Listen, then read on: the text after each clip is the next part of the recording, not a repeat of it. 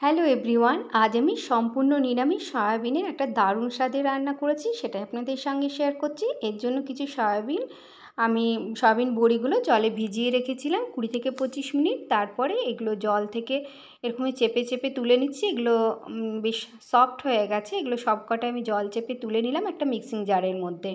আর এর মধ্যে অ্যাড করে দিলাম 2টো কাঁচা লঙ্কা আর একটু আদা।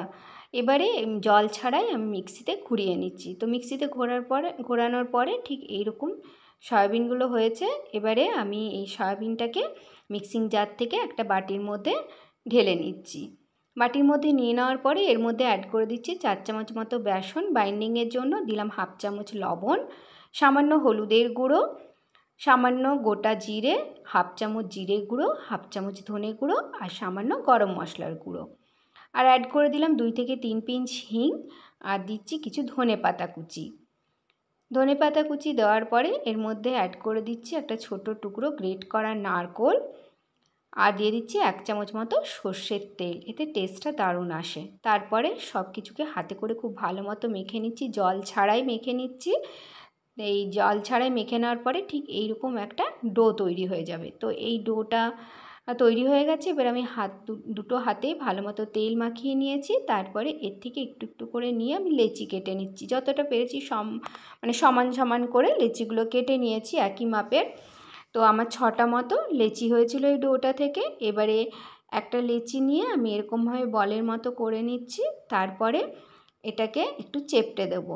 তো এরকমভাবে বলের মতো করে একটু চ্যাপটা করে দিচ্ছি। যদি ক্র্যাক হয় তাহলে হাতের মধ্যে একটু সাইডগুলো চেপে চেপে দেবেন, তাহলেই ক্র্যাক চলে যাবে। তো এরকমভাবে সবগুলোই আমি লেচিগুলো নিয়ে বলের মতো করে তারপরে এরকম চ্যাপটা করে সাইডগুলো এরকম চেপে চেপে দিচ্ছি, তাহলেই ক্র্যাক ছাড়াই তৈরি হয়ে যাচ্ছে এগুলো খুব সুন্দরভাবে।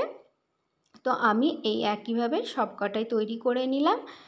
দেখুন ক্র্যাক নেই একটু। তো সবকটাই তৈরি হয়ে গেছে।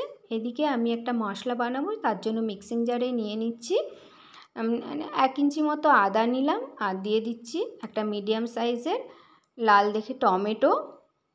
আর এর মধ্যে অ্যাড করে দিচ্ছি 2টো কাঁচা লঙ্কা, দারচিনি, 2টো কাজু বাদাম, 8 থেকে 10টা কিশমিশ, 2টো ছোট এলাচ, 2 চামচ মতো পোস্তদানা, 2 চামচ সাদা তিল। এবারে এটা যাতে ভালো মতো পেস্টটা বানাতে পারি তার জন্য সামান্য একটু জল দিয়ে দিলাম। এবারে এটা মিক্সিতে ঘুরিয়ে একটা পেস্ট বানিয়ে নিচ্ছি। এদিকে ওভেনে কড়াই বসিয়ে গরম করে এতে দিয়ে দিলাম 2 চামচ সর্ষের তেল। সর্ষের তেলটা গরম হয়ে গেলে এতে যে কাটলেটগুলো শেপ দিয়ে রেখেছিলাম সয়াবিনে সেগুলো দিয়ে দিলাম। তারপরে কিছুক্ষণ রাখার পরে যখন এরকম তলার দিকটা একটা সুন্দর কালার চলে আসবে তখন সব কটা কাটলেটকেই আমি উল্টে দিলাম। এবারে উল্টে দেওয়ার পরে যখন আরেকটা পাশও এরকম সুন্দর কালার চলে আসবে, মানে সব কটারই যখন দুটো পাশে এরকম সুন্দর কালার চলে আসবে তখন এগুলো আমি তুলে রেখে দিচ্ছি। তো এই সব কটাই আমি তুলে রেখে দিলাম। এদিকে কড়াইয়ে আবারও 2 চামচ সর্ষের তেল দিয়ে দিলাম। তেলটা গরম হয়ে গেলে এতে দিয়ে দিলাম সামান্য মৌরি, সামান্য গোটা জিরে, সামান্য কালো জিরে, একটা তেজপাতা, 2 থেকে 3 পিঞ্চ হিং আর দিলাম একটা শুকনো লঙ্কা। এগুলো সব কিছু একটু ভাজা ভাজা হয়ে গেলে যে পেস্টটা বানিয়ে রেখেছিলাম মশলা সেটা অ্যাড করে দিলাম। দিয়ে দিলাম 1/2 চামচ লবণ, সামান্য হলুদের গুঁড়ো, 1/2 চামচ জিরে গুঁড়ো, 1/2 চামচ ধনে গুঁড়ো, সামান্য গরম মশলার গুঁড়ো, 1/2 চামচ কাশ্মীরি লাল লঙ্কার গুঁড়ো। তারপরে সব কিছুকে ভালো মতো নাড়াচাড়া করে মিশিয়ে মশলাটাকে খুব ভালো মতো কষিয়ে নিতে হবে যতক্ষণ না তেল ছাড়তে শুরু করে। তো মশলা থেকে তেল ছাড়তে শুরু করে দিয়েছে। এবারে এতে আমি দিয়ে দিলাম প্রয়োজন মতো জল।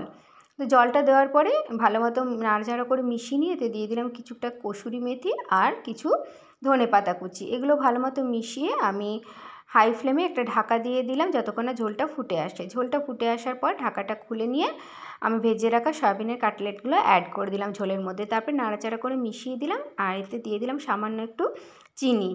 চিনিটাকে দেওয়ার পরে আমি 2 মিনিট মতো হাই ফ্লেমে একটা ঢাকা দিয়ে দিয়েছিলাম। 2 মিনিট পর ঢাকাটা খুলে এরকমভাবে নাড়াচাড়া করে দিলাম আর দিয়ে দিলাম 1 চামচ মতো গাওয়া ঘি। তাহলেই তৈরি হয়ে গেল দারুণ স্বাদের সয়াবিনের একটা রান্না।